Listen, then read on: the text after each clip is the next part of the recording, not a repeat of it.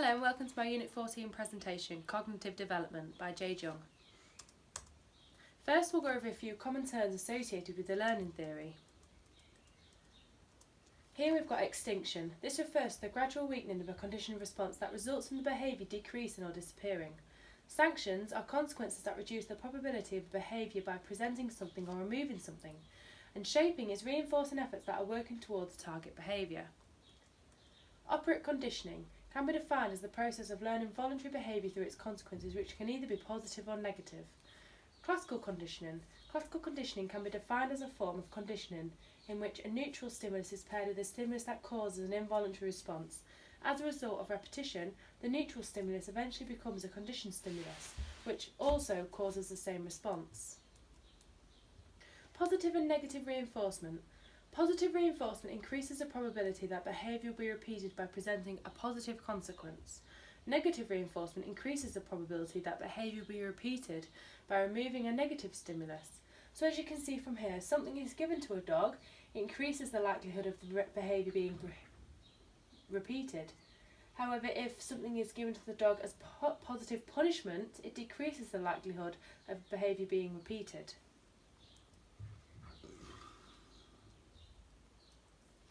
This is Jean Piaget, born in 9th of August 1896, died 16th September 1980.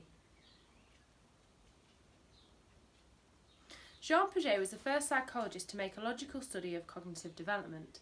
His contributions to cognitive development include a stage theory of child cognitive development.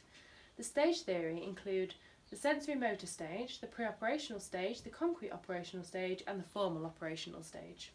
It also includes a detailed observational studies of cognition in children and a series of simple but ingenious tests to reveal different cognitive abilities. What Piaget was more interested in, rather than just being able to measure how well children could count, spell or solve problems, was the way in which fundamental concepts like the very idea of time, number and quantity so on emerged. He believed that children are born with a very basic mental structure on which all learning and knowledge are based. Piaget didn't believe intelligence was a fixed trait. He believed that intelligence is a process of interaction with the environment. He also thought that children construct an understanding of the world around them, then experience a difference between what they already know and what they discover in their environment. The main aim of the theory is to explain the mechanisms and processes by which the infant and then the child develops into an individual who can reason and think using hypothesis. During stage 1, the sensory motor stage, Piaget believed children are unable to differentiate themselves from other people and things around them. Piaget conducted many experiments, and one was an experiment to study object permanence. Object permanence means knowing and understanding that an object still exists, even if it is in fact hidden. It requires the ability to form a mental representation of the object. He discovered that if you place a toy behind a wooden block or under a blanket, the child who has achieved object permanence knows it is there and can actively seek it. At the beginning of this stage, the child behaves as if the toy has just simply disappeared. Piaget also conducted experiments during the pre-operational stage. During this stage, he conducted a classic conservation experiment which included an experiment involving liquid quantity. This experiment was conducted on children from the ages of 5 to 7. As a child is shown two of the same size beakers, they are filled to identical levels with water. The child watches them get filled at one at a time, the exact same amount. The child is then asked to tell the adult when both beakers contain the same amount of water. Then instead of having two beakers of the same size and shape, one of the beakers is taken away and replaced with a tall, thin beaker. The same water is then put back into the beakers and the child is asked if the beakers contain the same amount of water or if one contains more than the other. Most children under the age of 6 would then point to the tall, thin glass and say that that one has more water in it. The child is swayed by the perpetual cue of height. This shows that the child lacks a concept of quantity of liquid. Not having this notion, the child has no way to understand that something stays the same, despite being poured into another vessel of a different shape or size. This type of experiment can also be done using clay. An adult will show a child two balls of clay rolled into identical balls, as you can see here. The child will understand that these two balls are the same mass. The adult will then roll one of the balls into a sausage shape and ask the child again if they think the two are the same mass or if one is bigger. The child will point to the sausage shape, which is longer, and claim there is more clay in there just because it is longer. However, the older child will understand that despite them being different shapes, they both have the same mass of clay. Piaget conducted many experiments, and later on many were challenged by other psychologists. Piaget's constructivist theory was also flawed in many ways. Firstly, it does not fully explain how children transition from one stage to another. It does not explain the importance of individual differences in cognitive ability between children, and it does not fully explain the importance of socio-cultural differences on children's learning. Social learning theory is based on the idea that learning happens as a result of observing others. This approach views humans as active information processors who think about their behaviour. The main principles of social learning theory are that the learning occurs within a social context and children learn through modelling, observational learning and imitation. This is Albert Bandura.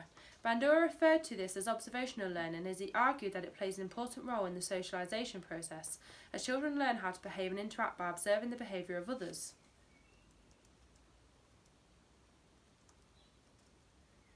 Bandura identified 3 basic models of observational learning, which can influence children both positively and negatively. Firstly, we have a live model involving an individual demonstrating a behaviour in person. Here we have a child watching his mother folding some clothes. He then picks up some clothing and copies his mother by folding the clothes. We also have verbal instructional model involving descriptions and explanations of a behaviour. Here we have a child listens to instructions from a teacher and then performs the required behaviour. We also have a symbolic model involving fictional or real characters showing behaviour on television programmes or online media. Here we have a child watching a television programme that shows a boy getting in trouble for hitting another boy. He learns and understands from watching this interaction that he will get in trouble for hitting others. This is Jerome Bruner, an American psychologist. He's influenced by Vygotsky's ideas about children's thinking and problem-solving skills. Bruner believes that knowledge is gained most effectively by personal discovery and emphasises the importance of children building their own knowledge rather than just being told. In contrast to Piaget, Bruner believed even young children can learn any material providing the instruction is organised appropriately. Bruner argues that infants are intelligent and active problem solvers from birth, with intellectual abilities that are similar to those of an adult. Classical conditioning and operant conditioning. This is Ion Pavlov and Berhus Skerner. Pavlov was a Russian psychologist who created the theory of classical conditioning. Pavlov mainly studied the responses of animals, and in particular dogs, when they were given food. The starting point for him was the idea that dogs don't usually salivate when they see food. This reflex is hardwired into a dog. This is an instinct that requires no actual learning, and in behavioural terms is referred to as an unconditioned response. Pavlov demonstrated the unconditioned response by presenting a dog with a bowl of food and then measuring its salivary secretions. However, Pavlov discovered that any object or event which the dog learnt to associate with food would trigger the same response. He referred to this object or event as a neutral stimulus. Here we have the dog before conditioning.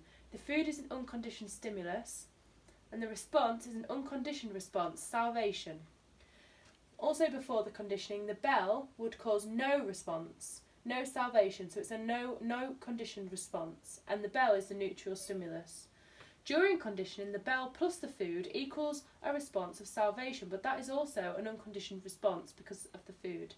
However, after conditioning, the bell, which is now the conditioned stimulus, causes a response of salivation, which is now a conditioned response.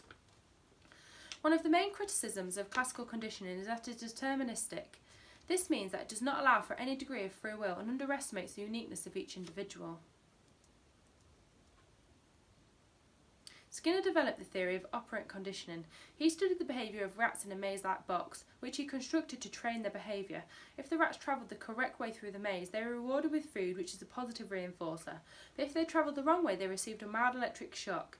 Skinner concluded that the rats learnt to travel the correct way because of the positive reinforcement they received. He realised that rats continued to repeat the correct behaviour in return for the reward of the food.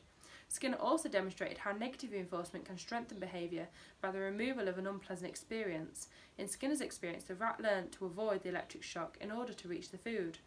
Skinner's theory of operant conditioning highlights the significance of praise, encouragement and positive reinforcement. This approach explores the idea that children who are rewarded for behaving appropriately are more likely to repeat the behaviour. This can be applied to support children's learning and behaviour in a variety of ways in an educational setting. Using positive reinforcement is a good way to encourage good behaviour in a classroom by using positive body language and lots of praise. This could be praising children for being polite or sharing their toys or even just working hard on a task. Using things like behaviour charts and other incentives. Here is a reward chart. To reward children's positive behaviour will help them boost their self-esteem and make them want to continue behaving correctly. It is also important to remember that even though positive incentives can be effective in supporting learning and behaviour, children can also come to expect them, and this will result in children becoming overly reliant on instinctive motivation. Thank you very much for taking the time to watch my presentation, and at the end of my PowerPoint you will see a list of references. Thank you.